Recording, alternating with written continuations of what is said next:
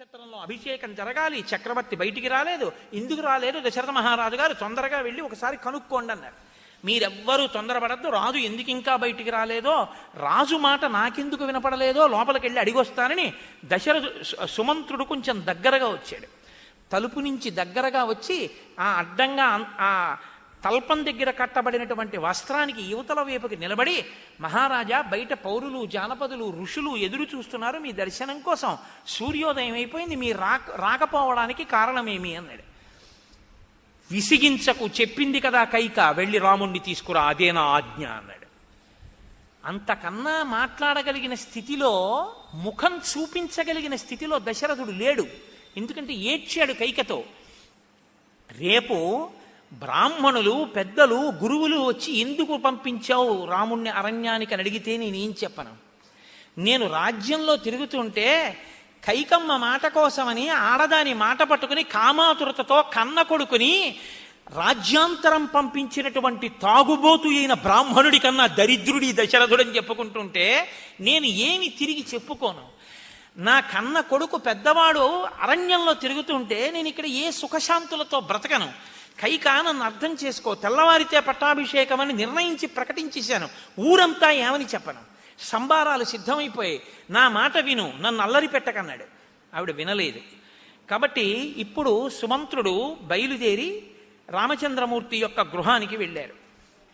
అక్కడంతా మంచి సంతోషంగా హడావిడిగా ఉంది. ఆ సంతోషంగా వెళ్ళేసరికి పాపం పట్టాభిషేకం జరుగుతుందన్న ఉత్సాహంతో ఉపవాసం చేసి ఆయన తెల్లవారుజామున సంధ్యావందనం, గాయత్రీ మంత్రం అన్ని అనుష్ఠానం చేసి ఉన్నాడు.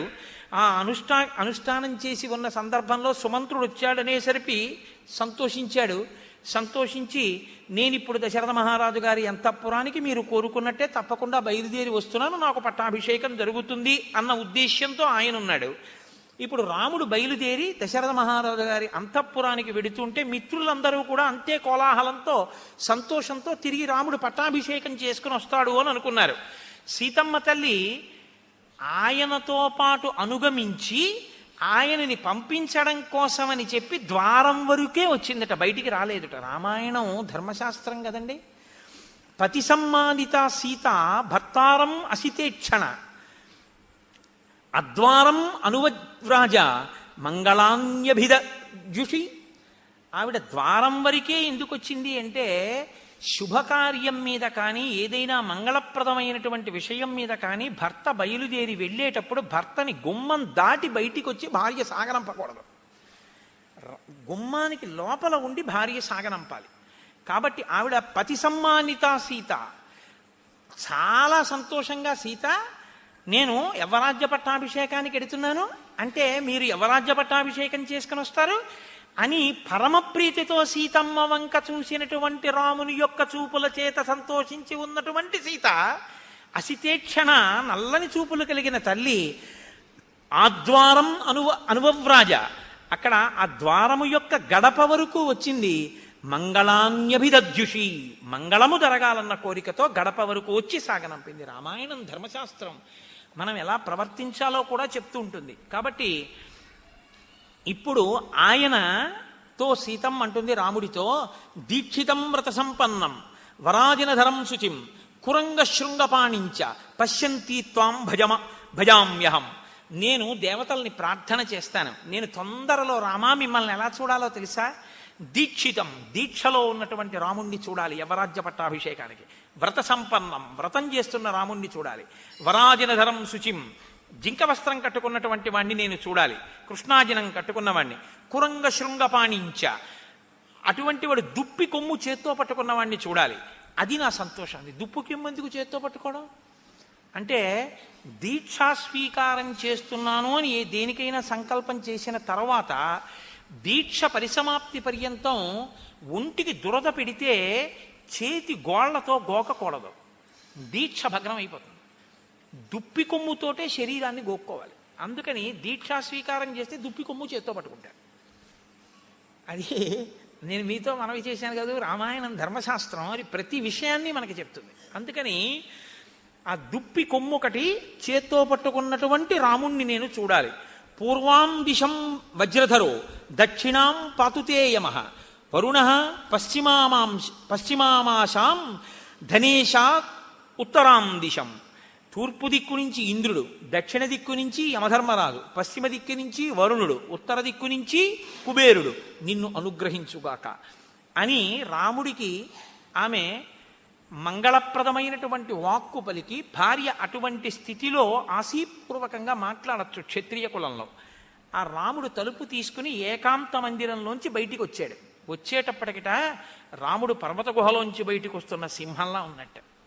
అన్నగారు బయటికి వస్తాడేమో అని అన్నయ్యని చూడకుండా ఉండలేని వాడు ఉన్నాడు లక్ష్మణుడు. అన్నయ్య బయటికి వస్తాడు, అన్నయ్యతో కలిసి వెళ్దామని నించున్నట్టు. ఎలా నించున్నట్ట? ఏదో ఇలా నిలబడలేదట. అన్నయ్య బయటికి వస్తాడని. ఏమి రచనండి వాల్మీకి మహర్షిది. పర్వతాదివ నిష్క్రమ్య సింహోగిరి గుహా యశ లక్ష్మణం ద్వారిసో పశ్యత్ ప్రహ్వాంజలిపుటం స్థితం. అన్నయ్య బయటికి వస్తూ ఉంటే సింహంలాగా ఇలా వంగి ఇలా అంజలి ఘటించి ఉన్నట్టు. అన్నయ్యగా ఆయన భక్తి అటువంటిది రామచంద్రమూర్తి అంటే. లక్ష్మణుడంటే బహిప్రాణం. సరే, కలిసి దశరథ మహారాజు గారి యొక్క గృహానికి వెళ్ళారు. అంతఃపురంలోకి రాముడు లోపలికి వెళ్ళాడు. దశరథుడికి నమస్కారం చేశాడు. ఆ నమస్కారం చేస్తే దశరథుడు రామేత్యుక్వాచ వచనం బాష్పపర్యాకులీక్షణ శిశాక నృపతిర్దీనో నేక్షితుం నభిభాషితుం. కన్నుల వెంట ధారలుగా నీళ్లు కారిపోతున్నాయి. రాముడు వచ్చాడు అని చెప్పి రామవర్మ అహంభో అభివావయే అని కదా అంటాడు. క్షత్రియులు వర్మ అని కలుపుకుంటారు. అందుకని రామవర్మ అహంభో అభివావయే అని నమస్కారం చేస్తే రాముడు వచ్చాడు, రాముడి మాట వినపడింది. ఇప్పుడు దశరథుడు ఇలా చూడాలి కదా, అలా చూడలేకపోయాట. ఇలాగే కూర్చుని వలవల ఏడ్చేశాడు. ఇప్పుడు నేను ఏ ముఖం పెట్టుకుని చూడను రాముడి వంక. నిన్న 2 మాటలు పిలిచి చెప్పా యవరాజ్య పట్టాభిషేకం ఇస్తానని. ఇప్పుడు ఇలా ఏమని చూడను ఆయన వంక అని చూడలేక వలవల ఏడ్చేశాట. రాముడిని చూసి కదిలిపోయాడు. కదిలిపోయి ఇంద్రియములన్నీ విచలితమైపోయి ఒక్కసారి ఆశ్చర్యపోయి అన్నట్ట, కచ్చిన్మయానాపరాద్ధం అజ్ఞానాద్యేన మే పిత కుపితస్తన్ మమా చక్ష్వ త్వం చైనైనం ప్రసాదయ. అమ్మా, ఎందుకమ్మా నాన్నగారు అలా ఏడుస్తున్నారు? నా వల్ల తెలిసి కానీ తెలియక కానీ ఏదైనా అపరాధం జరిగిందా అమ్మా? ఏదైనా అనకూడని మాట అన్నానా అమ్మా? కచ్చిన్న కించిత్ భరతే కుమార ప్రియదర్శనే శత్రుఘ్నే వా మహాసత్వే మాతృణాం వా మమాశుభం. అమ్మా, నాకు అత్యంత ప్రియమైన సోదరులు భరతశత్రుఘ్నులు దూరంగా ఉన్నారు. వారికి ఏమైనా జరగకూడనిది జరిగిందా? అతోషయన్ మహారాజం అకుర్వన్వా పితుర్వచ ముహూర్తమపి నిచ్ఛేయం జీవితం కుపితే నృపే. మహారాజుకి నా వలన ఏదైనా తండ్రికి అపచారం కలగడం వల్ల తండ్రి నిజంగా నా వల్ల కన్నుల నీరు పెట్టుకుని ఉంటే ఒక్క ముహూర్త కాలం కూడా నేను ఇక బతకను. నా వలన తండ్రి ఖేదపడితే ఆ బతుకుకు అర్థం లేదు. అమ్మా, నా వలన ఏదైనా ఇబ్బంది కలిగిందా అమ్మా అని అడిగాడు. కైకమ్మంది, ఏమీ లేదయ్యా, నిన్న రాత్రి మీ నాన్నని 2 వరాలు అడిగాను, ఎప్పుడో ఇచ్చాడు. ఆ 2 వరాలు నిజం చెయ్యాలయా అని ప్రతిజ్ఞ చేయమన్నాను. ప్రతిజ్ఞ చేశాడు. ఆ 2 వరాలు తను చేసిన ప్రతిజ్ఞలు నిలబడతాయో నిలబడవో అని బెంగబెట్టుకుని ఏడుస్తున్నాడయా. అంటే రాముడు అన్నాడు, అమ్మాయి ఎడవడం ఎందుకమ్మా దానికి? అహో దిక్కార్హసే దేవి వక్తుం మాం ఈదృశం వచః అహం హి వచనద్రాజ్ఞ పతేయమపి పావకే భక్ష్యమేయం విషం తీక్ష్ణం మజ్ఞేయమపి చార్ణవే నియుక్తో గురుణా పిత్ర నృపేణ చ హితేన చ కరిష్యే ప్రతిజానే చ రామో దీర్ణాభిభాషతే. అమ్మా, రాముడికి 2 మాటలు తెలియవమ్మా. నాన్నగారు బెంగ పెట్టుకోవడం ఎందుకమ్మా? ప్రతిజ్ఞ చేస్తే నాన్నగారన్న మాట నా వల్ల నిజం కావలసి వస్తే, అమ్మా నేను ఇవాళ చెప్తున్నాను, ఒకవేళ నాన్నగారు నన్ను అగ్నిహోత్రంలో దూకే రామా అంటే దూకేస్తానమ్మా. కాదు, తీక్షణమైన విషాన్ని అక్కడ పెట్టి రామా తాగు అంటే ఎందుకు అని అడగనమ్మా, తాగేస్తానమ్మా. నాన్నగారు ఏది చెప్తే అది చెయ్యడమే నాకు పుత్రధర్మం అమ్మా. నా వలన ఏది జరగదని నాన్నగారు బెంగ పెట్టుకుంటున్నారు. అమ్మా నాన్నగారు ఏ ప్రతిజ్ఞ చేశారో నువ్వైనా చెప్పవా అని అడిగాడు. ఏం లేదు నాయన, సప్తచ వర్షాణి దండకారణ్యమాశ్రిత అభిషేకమిమం త్యక్వా జటాచీర ధరోవస. ఏం లేదయ్యా, నువ్వు 14 ఏళ్ళు జటలు ధరించి నారచీర కట్టుకుని అరణ్యవాసానికి వెళ్ళాలి. భరతుడికి యవ్వరాజ్య పట్టాభిషేకం జరగాలి. ఈ 2 అడిగితే ఇదిగో నిన్న రాత్రి నుంచి ఇలా పొర్లుతున్నాడు నేల మీద పడి మీ నాన్న అంది. అంటే రాముడు అన్నాడు, అయ్యయ్యో అమ్మా ఎంత మాట అన్నావు తల్లి, నేను తప్పకుండా అరణ్యవాసానికి వెళ్ళిపోతానమ్మా. కానీ నా బాధ ఒక్కటే, నాన్నగారు ఒక్కసారి పన్నెత్తి నాతో ఒక్క మాట మాట్లాడితే నేను ఎంతో సంతోషిస్తానమ్మా. నాన్నగారు మాట్లాడకపోవడమే నాకెంతో బాధగా ఉంది. రామో దీర్ణాభిభాషతే, అమ్మా నాకు 2 మాటలు తెలియవమ్మా, నేను ఏం చెప్పానో అది చేసేస్తాను, తప్పకుండా చేస్తాను, నా మాట నమ్మమ్మా అన్నాడు. అని ఈ మాటలు చెప్తే ఆవిడ ఎంత చమత్కారమైన మాట అందో తెలుసా అండి. నీతో దశరథుడు ఎందుకు మాట్లాడటం లేదో తెలుసా రామా?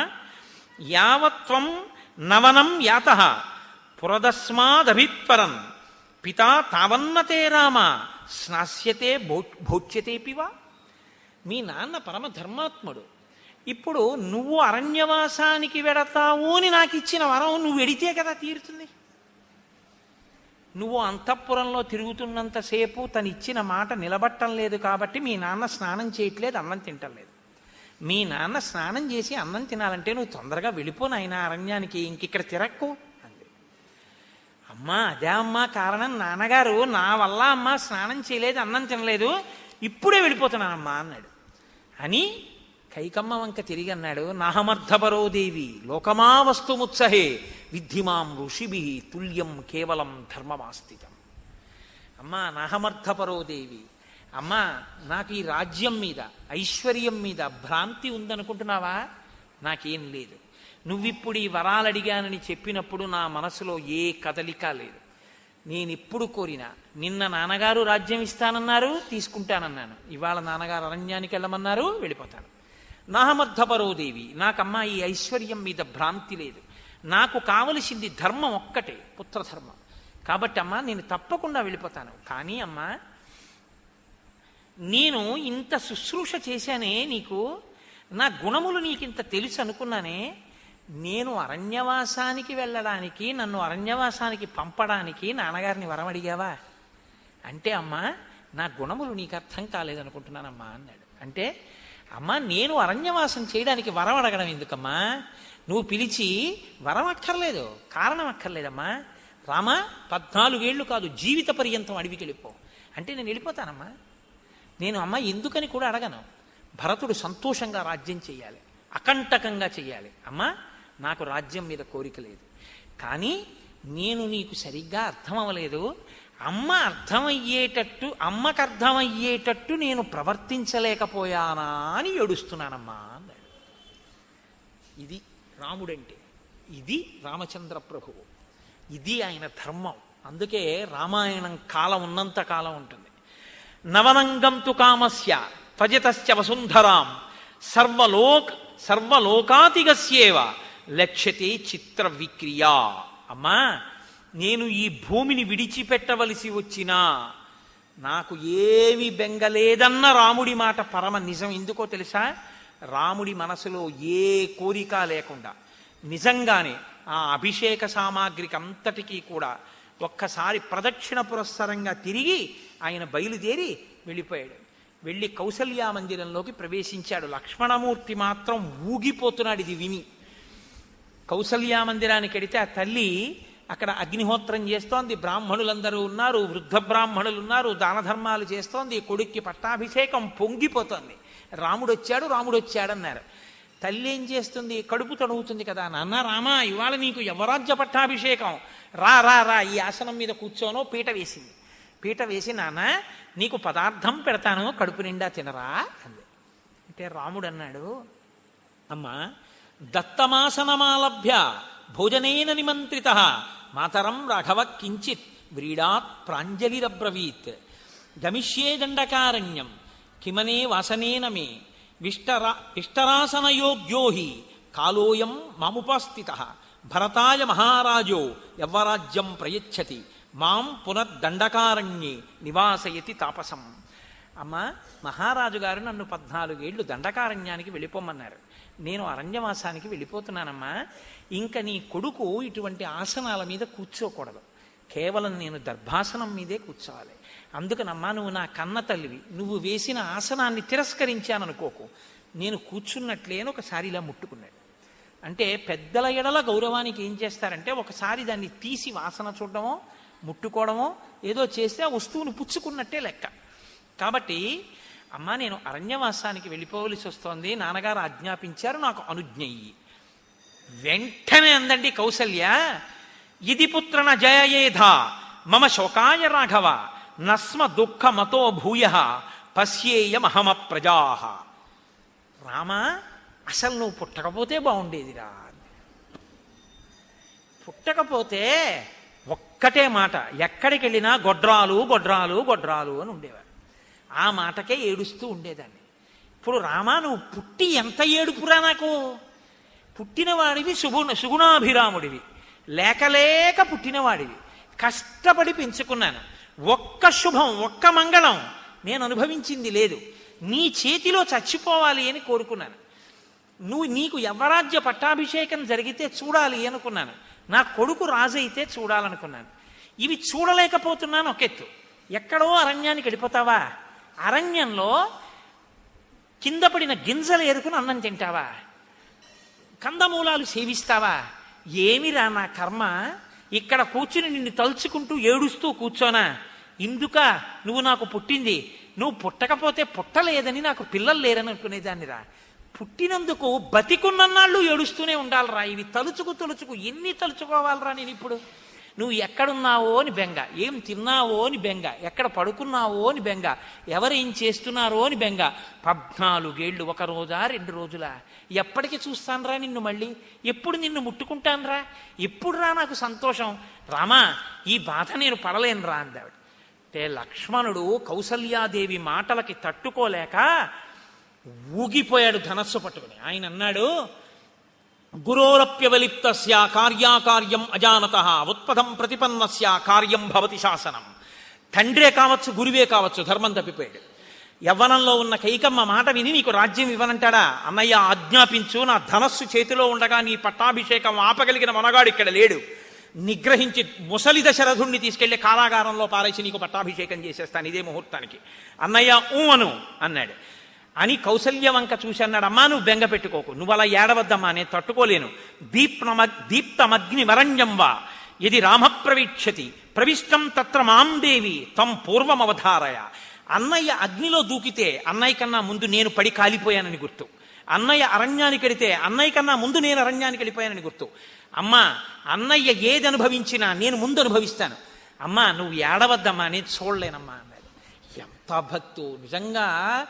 ఏదో కొన్ని శ్లోకాలు విడిచిపెట్టి చెప్పడం కానండి, అయోధ్యకాండని కన్నీరు పెట్టుకోకుండా చదవడం చాలా చాలా కష్టం. అంత క్లీశంగా ఉంటుంది ఆ కథ. అందుకే ఏకాంతంలో ఉండి ఏకాంతంలో చదువుకుని ఎవరికీ కనపడకుండా రామాయణం చదువుకుని కళ్ళు తుడుచుకోవడమే తప్ప 10 మందిలో కూర్చుని చదివేది కాదు. 10 మందిలో కూర్చుని ఏంటి ఆ హృదయం కదిలిపోయేది కాదు. శ్రీరామాయణం అంటే శ్రీరామాయణమే. కాబట్టి ఈ మాటలు అన్న తర్వాత కౌసల్యంది లక్ష్మణుడు చెప్పినటువంటి మాట ఆలోచించు. ఒకవేళ రాజుని నిగ్రహించి నువ్వు రాజ్యం తీసుకుంటే ఎలా ఉంటుంది అంది. అంటే రాముడు అన్నాడు, నాస్తి శక్తి పితుర్వాక్యం సమతిక్రమితుం మమ ప్రసాదయే త్వాం శిరస గంతుమిచ్చామ్యహం వనం. అమ్మ, రాజాజ్ఞ తిరస్కరించరానిది. తండ్రి మాట శిరోధార్యం. తండ్రి అంటే అమ్మ ఈ కన్నులకు కనపడేటటువంటి దైవం. ఈ శరీరం నా తండ్రి ఇస్తే వచ్చింది. ఆయన ఇచ్చిన శరీరంతో ఆయనని అసత్యమునందు నిలబెట్టడమా? ఆయనకి కీర్తి తెస్తే నాకు చాలు. అమ్మా నువ్వు ఆ మాట అనకూడదు, నేను వినకూడదు, నాన్నగారి మాట పాటిస్తాను. అమ్మా మనవంశంలో సగరులు తండ్రి మాట విని అశ్వం కోసం వెళ్ళి బూడిద కుప్పలయ్యారు. పరశురాముడు తండ్రి మాట విని తల్లి రేణుకని చంపేశాడు. నాయన లక్ష్మణ, అమ్మ బాధపడేటట్టు నువ్వు ఉద్రేకపడకూడదు. అమ్మ లేనిపోని ఉద్వేగాన్ని పొందుతోంది. ధర్మోహి పరమో లోకే ధర్మే సత్యం ప్రతిష్ఠితం ధర్మ సంస్కృతమే తచ్చ పితుర్వచనముత్తమం. పితుర్వచనాన్ని పాటించడం కన్నా ధర్మం కొడుక్కి లోకంలో ఇంకోటి లేదు లేదు లేదు.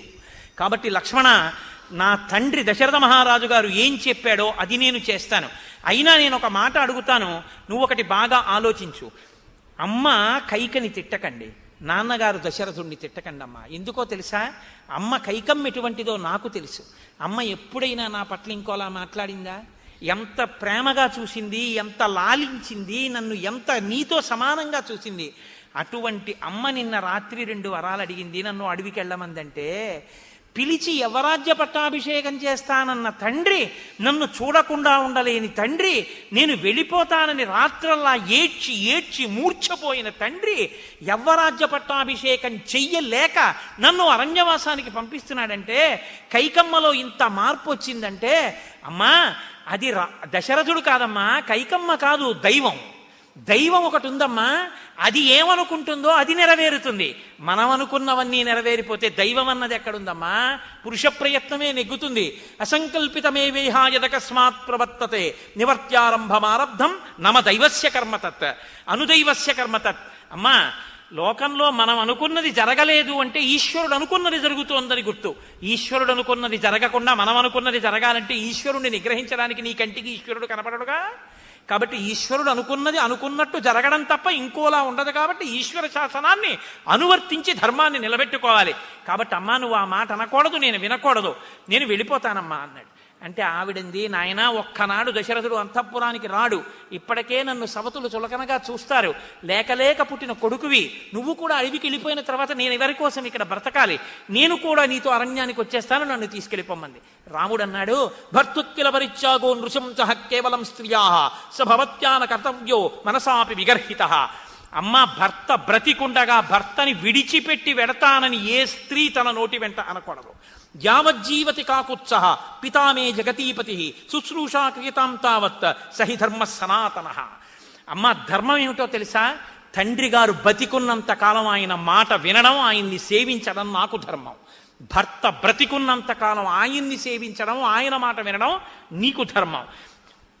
వ్రతోపవాస నిరత యానారీ పరమోత్తమ భర్తారం నానువర్తేన సాతు పాప గతిర్భవేత్. ఎన్ని వ్రతాలు చేసినా, ఎన్ని ఉపవాసాలు చేసినా, ఎన్ని పూజలు చేసినా భర్త చెప్పిన మాట వినకుండా భర్తని ధిక్కరించి భర్తని విడిచిపెట్టి బతుకుతానన్న కాంతకి ఏ పుణ్యము దక్కదు. భర్తు శుశ్రూషయానారి లభతే స్వర్గముత్తమం అపియాన్ నిర్నమస్కార నివృత్తా దేవపూజనాత్.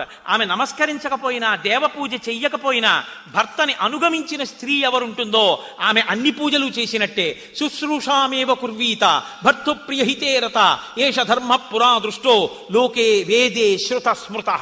శృతి వేదం చెప్పినా, స్మృతి చెప్పినా, లోకం చెప్పినా, ఋషులు చెప్పినా ఇదే ధర్మం. తండ్రి మాట కొడుకు వినాలి, భర్త మాట భార్య వినాలి. నువ్వు ఆయన మాట వినక, నేను ఆయన మాట వినక మనమే తిరగబడిపోతే, నేను నాన్నగారిని నిగ్రహించి నువ్వు ఆయన్ని వదిలిపెట్టేసి ఆయన మనకిస్తానన్నంత కాలం తండ్రా, నీ కోరికలు తీర్చినంత కాలం భర్త. ఒక్క మాట ఆయన ధర్మానికి కట్టుబడి వరమిస్తే ఆయన్ని ధర్మంలో నిలబెట్టడానికి కష్టపడ్డానికి కొడుక్క నేను సిద్ధపడక, భర్తని అర్థం చేసుకుని నిలబడి ఆయన్ని సేద తీర్చడానికి నువ్వు సిద్ధపడకపోతే ఇంకెందుకమ్మా ఆయన భర్తృత్వం, పితృత్వం? మనం అది అర్థం చేసుకున్న నాడు నేను కొడుకు, నువ్వు భార్య. అమ్మా, నువ్వు ఆ మాట అనకూడదు, నేను వినకూడదు. లక్ష్మణ, నీకు నేను ఇదే చెప్తున్నాను, ఇది నా నిశ్చయం. నేను తండ్రి మాట పాటించడం తప్ప నాకేదీ అక్కర్లేదు. నాకు పుత్ర ధర్మం కావాలి. కొడుకు తన మాట నిలబెట్టాడని నా తండ్రి సంతోషిస్తే నాకది యావత్ రాజ్యం కన్నా దేనికన్నా గొప్పది. నా తండ్రి సంతోషించని నాడు నేను ఎన్ని పొందినా నేను ఏడుస్తూ పొందుతాను. నాకు అక్కర్లేదు ఆ రాజ్యం. నాకు తండ్రి మాటే కావాలి, నాకు పుత్ర ధర్మమే కావాలి. ఇది రాముడంటే. రాముడంటే ధర్మం. మహాతల్లి కౌసల్య చెప్పినటువంటి మాట ప్రతి తల్లి తెలుసుకోవలసిన మాట లోకంలో. ప్రతి తల్లి, ప్రతి తండ్రి రామాయణంలో ఈ శ్లోకాన్ని తెలుసుకోవలసిన శ్లోకం. పెద్దలు ఏమంటారో తెలుసా అండి ఈ శ్లోకం గురించి? కౌసల్య 14 ఏళ్ల కోసం రాముడికి కట్టించిన సద్దెన్నపు మూట అంటారు ఈ శ్లోకాన్ని. ఎందుకంటే అమ్మ పిల్లాడు ఏదైనా ఊరు వెళ్తున్నానంటే నాన్నగారు డబ్బిస్తాడు. అమ్మ అలా ఇవ్వదు. అమ్మ ఏం చేస్తుందంటే, నాన్న మధ్యాహ్నం ఆకలేస్తుంది తినే అని రొట్టిస్తుంది. ఎందుకైనా మంచిది, రాత్రి అక్కడ ఏమైనా దొరుకుతాయో దొరకవో 2 యాపిల్ పళ్ళు పడేసాను తినే అంటుంది. అమ్మ పోషణ చూస్తుంది. 14 ఏళ్ళు రాముడు ఇప్పుడున్నవాడు అలాగే ఉండాలంటే, రాముడు అరాముడు కావాలని ఏ మందర కోరుకుందో అలా రాముడు అరాముడు కాకుండా ఉండాలంటే, రాముడు లోకాభిరాముడుగా తిరిగి రావాలంటే, జగద్వందితుడైనటువంటి రాముడిగా కీర్తి శోభిల్లాలంటే, రామ నేను నీకు చెప్తున్నాను గుర్తుపెట్టుకో, యం పాలయసి ధర్మంత్వం ధృత్యాచ నియమేన చ సవై రాఘవశార్దూల ధర్మస్వాం అభిరక్షతు. ఏ ధర్మాన్ని రామా నువ్వు ఇప్పుడు పట్టుకున్నావో, ఏ ధర్మాన్ని నమ్మావో, ఏ ధర్మం కన్నా లోపల కోరుకున్న భోగాలు కూడా గొప్పవి కావని ధర్మాన్నే నువ్వు అనుష్ఠిస్తున్నావో, ఆ ధర్మాన్ని అలాగే పట్టుకునుండు రామ, అది నిన్ను అభిరక్షతు, నిన్ను రక్షించి తీరుతుంది. ఈ మాట నాటుకుంది రాముడికి. 14 ఏళ్ళు అందుకే రాముడు ధర్మం తప్పలేదు. అరణ్యంలో ఉన్న ఎన్ని అడ్డదారులు వచ్చినా తాను చేరుకోవడానికి ధార్మికమైన మార్గంలో వెళ్ళాడు తప్ప ఎన్నడూ ధర్మపథాన్ని విడిచిపెట్టలేదు. ఇప్పుడు ఆ తల్లి ఆశీర్వచనం చేస్తోంది.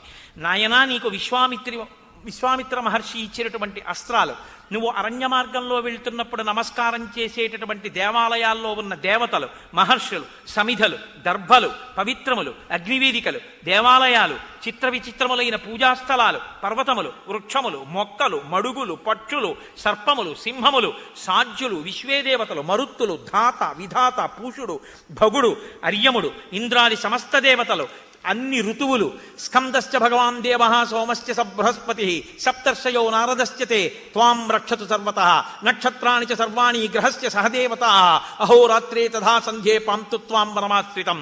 సంధ్యలు, సూర్యుడు, చంద్రుడు, స్కందుడు అనగా సుబ్రహ్మణ్యుడు, సోమశ్చ సోముడు, శివుడు, సప్తర్షులు, నారదుడు నిన్ను నిరంతరము రక్షించుగాక అని అనేక మందిని ప్రార్థన చేసి తెల్లని పూలదండలు, సమిధలు, తెల్ల ఆవాలు సిద్ధం చేయించి, అగ్నిహోత్రం చేయించి బ్రాహ్మణుల చేత రాముడికి రక్ష కట్టి ఆయన దగ్గరకొచ్చి కొన్ని శ్లోకాలతో ఆవిడ రక్ష పెట్టింది. ఇవి పెద్దలు ఏం చెప్తారంటే, ఈ శ్లోకాల్ని బిడ్డల్ని కన్న తల్లులు పిల్లలు ఎప్పుడైనా ఎక్కడికైనా వెడుతూ ఉంటే వాళ్ళకి ఈ 3 శ్లోకాలతో రక్ష పెడితే వాళ్ళకి ప్రమాదములు రావు అంటారు. పిల్లలు వృద్ధిలోకి రావాల్సి వచ్చినా, అంటే రావాలని మనం నిజంగా కోరుకున్న వాళ్ళం అయితే, తల్లి అలా కోరుకోకపోవడం ఏంటి, తల్లి కోరుకు తీరుతుంది. కాబట్టి తల్లిదండ్రులు, ప్రత్యేకించి తల్లి ఏ పిల్లవాడినైనా పిల్లనైనా ఈ 3 మంత్రాలతోటి 3 శ్లోకాలతోటి రక్ష పెట్టాలి అని చెప్తారు పెద్దలు. శ్రీరామాయణంలో వాల్మీకి మహర్షి జాతికి ఇచ్చిన కానుకల్లో ఈ 3 శ్లోకాలు ఒకటి. యన్మంగళం సహస్రాక్షే సర్వదేవ నమస్కృతే వృత్రరాసే సమభవత్తత్తే భవతు మంగళం. వృత్రాసురుడిని సంహారం చేసినప్పుడు ఇంద్రుడికి అదితి ఎటువంటి రక్ష పెట్టిందో అటువంటి మంగళము నీకు కలుగుగాక. యన్మంగళం సుపర్ణస్య వినతా కల్పయత్పురా అమృతం ప్రార్థయానస్య తత్తే భవతు మంగళం. అమృతపాత్రని తీసుకురావడం కోసమని గరుత్మంతుడు బయలుదేరుతున్నప్పుడు వినత ఆయనకి ఎటువంటి మంగళాన్ని కల్పించిందో అటువంటి మంగళము నీకు కల్పింపబడుగాక. అమృతోత్పాదనే దైత్యాన్ ఘ్నతో వజ్రధరస్యయత్ అదితిర్మంగళం ప్రాదాత్ తత్తే భవతు మంగళం. అమృతోత్పాదన కాలమునందు దేవేంద్రుడికి దేవతలందరూ ఎటువంటి మంగళమును కల్పించారో అటువంటి మంగళము నీకు కల్పింపబడుగాక. 3 విక్రమాన్ ప్రక్రమతో విష్ణోరమిత తేజసః యదాసీన్ మంగళం రామ తత్తే భవతు మంగళం. రామ, 3 లోకములను కూడా ఆ రోజు బలిచక్రవర్తి దగ్గర 3 అడుగుల రూపంలో దానం పుచ్చుకున్నప్పుడు, శ్రీ మహావిష్ణువు కొలుస్తున్నప్పుడు, త్రివిక్రమావతారంతో పెరిగిపోయినప్పుడు లోకమంతా ఆయనకి ఎటువంటి మంగళం చేసిందో అటువంటి మంగళము నీకు కల్పింపబడుగాక. ఓషధీం చాపి సిద్ధార్థాం విశల్యకరణీం శుభాం చకార రక్షాం కౌసల్య మంత్రై రభిజాపచ.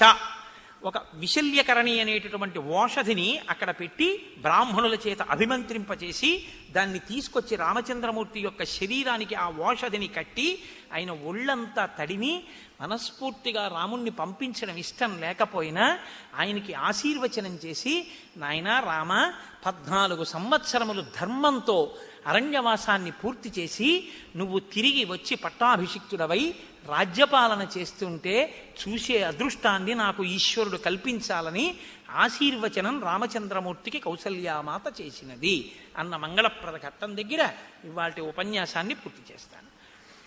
ఒక్కసారి మనం రామనామం చెప్పుకుని ఇంత గొప్ప రామకథ, అయోధ్యకాండ నిజంగా అంత ధర్మపరీక్ష మహానుభావుడికి ఇప్పుడు చేసిన రామనామమే మన్ని రక్షిస్తుంది. నిజంగా రామాయణానికి హనుమత్ స్వరూపం కదిలి వచ్చేసింది.